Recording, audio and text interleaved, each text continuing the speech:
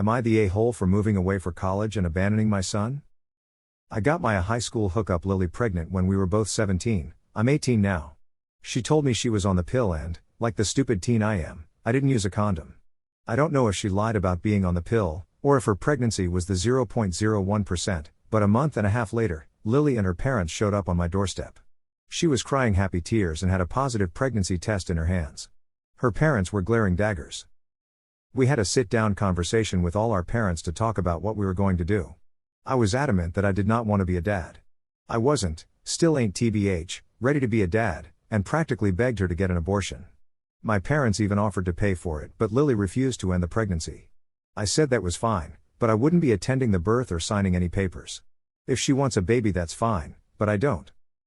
Since Lily gave birth, she's continually asked me for money and to watch the baby. I have refused each time, because I never asked to be a dad and that baby is not my responsibility. I fulfilled my responsibility when my parents offered to pay for an abortion. I didn't meet my son, despite Lily's efforts, until a week ago. Anyway, I've been accepted into an out-of-state college and will be moving to my new city very soon. I held a garage sale to get rid of my old junk and made a social media post about it. I guess one of Lily's friends was still following me and told her, because Lily showed up at the garage sale with the baby and called me every name in the book because I was abandoning her and the baby by moving away for college. I tried to explain, for what has to be the millionth time, that I don't want to be a dad. She just kept yelling and eventually my parents asked her to leave the property and threatened to call the cops for trespassing. She then left. The thing is, if I called off my college plans now my life would pretty much be over. I don't want to stay in the same podunk town for the rest of my life because of a baby I never wanted and isn't even legally mine.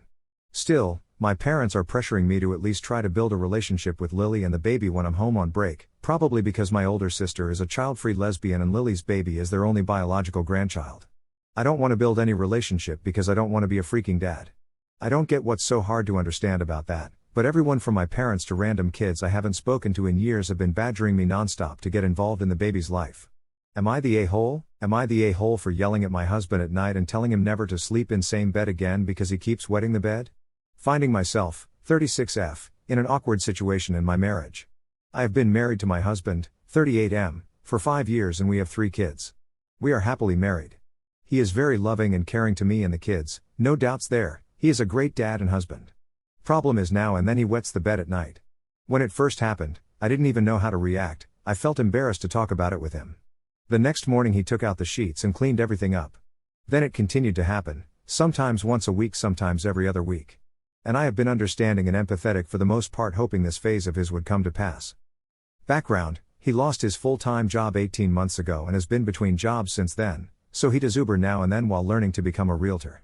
Well, for almost 2 years now I've been the main breadwinner and we live in a high-cost county. Not sure if this is the reason for the bed wetting, but recently he wet the bed again and I blew up on him that night, screaming at the top of my voice and told him he should never sleep on this bed again with me unless he solves his issue. Next day he was back to himself again. Very kind and caring, and since then he sleeps in the guest room. I am so confused. Am I the a-hole? Has anyone been in a similar situation? What should I do? I love my husband so dearly and would die for him. Am I the a-hole for asking my daughter to stop complaining about her life? She chose it. My daughter, Gina 38, left her husband, Dan 40, for a younger and more exciting man from her work. They broke up when she got hit with a condo levy. She asked him to help pay for since he was living with her. He declined since he wasn't on the deed. He said he didn't mind paying rent but that maintenance was on the owner. They fought and that was that. She ended up having to sell the condo. It was too expensive for her alone, but it was something she fought for in the divorce. That was 6 years ago, and she finally burned through the money from the sale. We told her to buy something smaller in a different neighborhood, but she insisted that she needed to live there so kids' lives wouldn't be disrupted. In the meantime, our son-in-law just remarried to a lovely girl, Madison 27. Our grandchildren like her and she is always very pleasant when we speak. She is pregnant and the kids are excited for a new sibling. My daughter is back living with us. All she does is work and complain. She has to work too much, she can't meet good men, this new woman stole her life, it never stops. My wife is always commiserating with her about how she is so hard done by. I just keep my mouth shut. Madison came by yesterday to pick up the kids. After she left, my daughter went off again. She was driving a new car they got since her old car would be impractical for a family of 5 to drive around in. The kids ran out to see it and check out all the bells and whistles. Gina didn't even say hello. After Madison and the kids left, she started whining again. Now about how she can't afford a new car. I couldn't help it. I told her that she made her choice to give up the life she had for something different and that choices have consequences. She literally ran crying to her room and I felt like shit. Her mom scolded me for being so harsh. I apologized for saying what I said and I honestly feel bad about it, but I think she needs to stop complaining about her life since she chose it. Am I the a-hole for telling my husband I'd be telling the court about his sleepy driving incident if he files for divorce? My 44F husband, 47M, has basically declared war on me. We have 3 kids, 10M, 7F, 3F. Our son is a talented tennis player. My husband and I were both college athletes. He almost went professional for baseball. And I used to mentor girls who ended up becoming NFL cheerleaders. My parents never had the money or dedication to support me pursuing what I loved. I made the best of it but wanted it to be different for my son. He gets intensive pre-professional training. Because of that, and the fact that we were building our own dream house, my husband worked a night shift job, a first shift job, and also worked 4 to 6 hour shifts as event staff during weekends. Meanwhile, I had a receptionist job that was 32 hours a week. My son's tennis sucks up the entire income from my husband's night shift job, plus my income. The rest of the money was needed to build and maintain our dream house. I thought that contractors had bad insights. So we acted as our own general contractors. We had a construction loan, but on top of that we had to pour our money into it because things went wrong. Friends told us our only way out was to build something unique enough we could just sell it for high and make some money from it. At that point we started arguing. Apparently HelloFresh, which advertises affordability, isn't affordable. Argued about leasing a Jeep versus Toyota. Then came the instance where my husband was driving home from his day shift. He was feeling tired, yet he decided to start the car. He drove for a while, apparently knew he was tired, and then pulled into the roundabout area of an apartment complex. He dozed off before putting the car in park and ended up hitting the apartment's garage door. He was fined by the apartment, plus a citation for reckless driving, and a fight started after he walked in the door. I said that they've charged people with felonies for that. He could have lost his career. He starts screaming he has woken up and thinks he works so hard all for me. He called me a narcissist and said he thinks I get him to do all this because I feel inferior and having somebody do all this gives me an extra kick. He then said we needed a trial period apart. We got into an argument yesterday after he said he's thinking of quitting his night shift job and filing for divorce. He insulted our house saying it looked like 5 people from different eras built parts of it and smashed it together. I replied by saying he's not going to get custody when I tell the judge about him being a reckless driver, and maybe he'd even be denied visitation. He screamed and said even child abusers get visitation, and I replied that the court official would have to be in a car with them. My husband got calm and said that was the last straw. From now on I'm no longer important to him. Am I the a-hole for saying things in anger when he's been blaming me? He's the one who decided to get in the car and possibly run over everybody. Abuse me as a child? Teenage me might ruin your life. When I was about 10 years old my dad got a new girlfriend, Lauren. Lauren was an evil monster. When I first met her she was lovely and friendly, I quickly liked her. But over the years everything went downhill fast. It started small. Lauren would steal my things then deny it. Of course everyone believed her. She'd tell me that my dad loved her more than me and that if she wanted to she could click her fingers and he'd never see me again. She read my diary then told everyone what I'd written. She reported me to the RSCPA for abusing my animals. I wasn't. After a couple of years she had my dad beating me. Yes, I know he was an adult with choices and I hold him just as responsible. She would constantly tell my dad how bad I was and encourage him to hurt me. After a while he'd always snap and end up doing what she wanted. There are so many more things she did, but you get the picture. My dad and Lauren separated when I was about 16 years old, but they had a house together still. It was around this time as a mentally unstable, miserable teenager that I decided I'd get even. I spent months on my plan, and this is what I did. I wanted Lauren's entire life to fall apart all at once, so everything had to be perfectly timed. I started by getting her fired and a minor criminal record.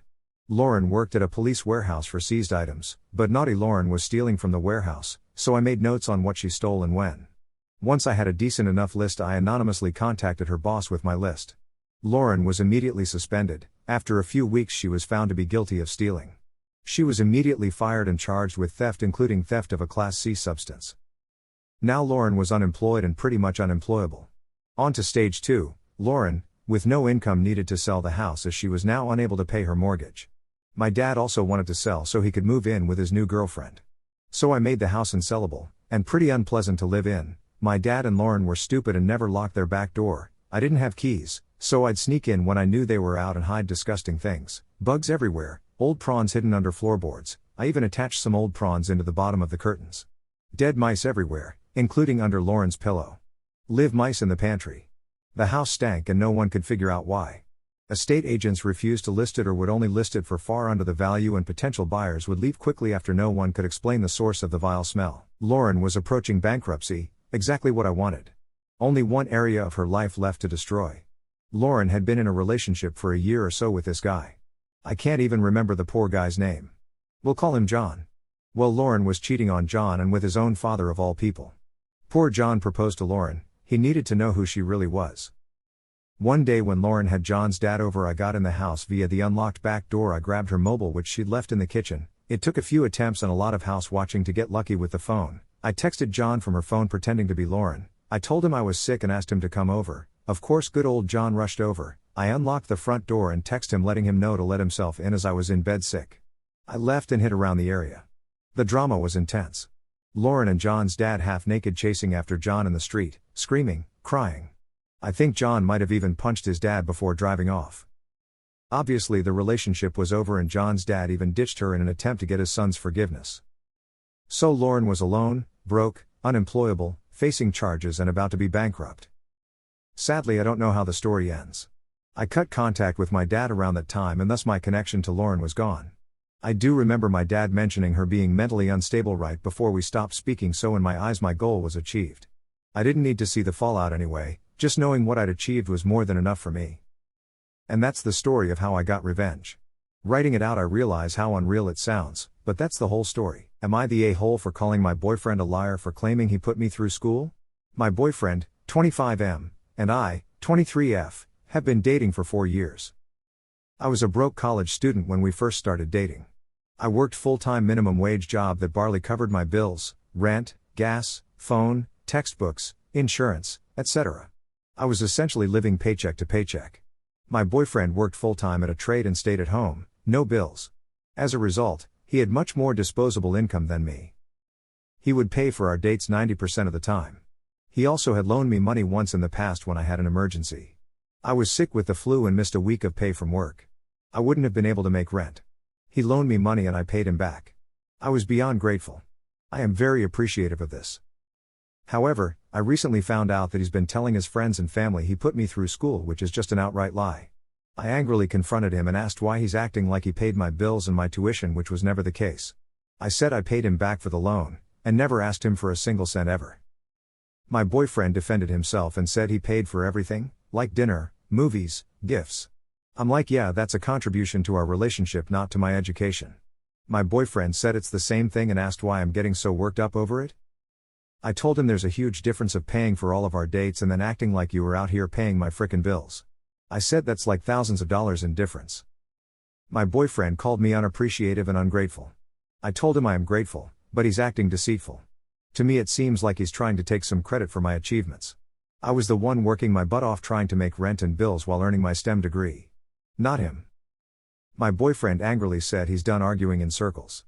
He said we'll agree to disagree. I said that's not going to work for me, because one of the truth and the other is a bold-faced lie. I told him he needs to stop telling his friends and family and correct the narrative he laid out.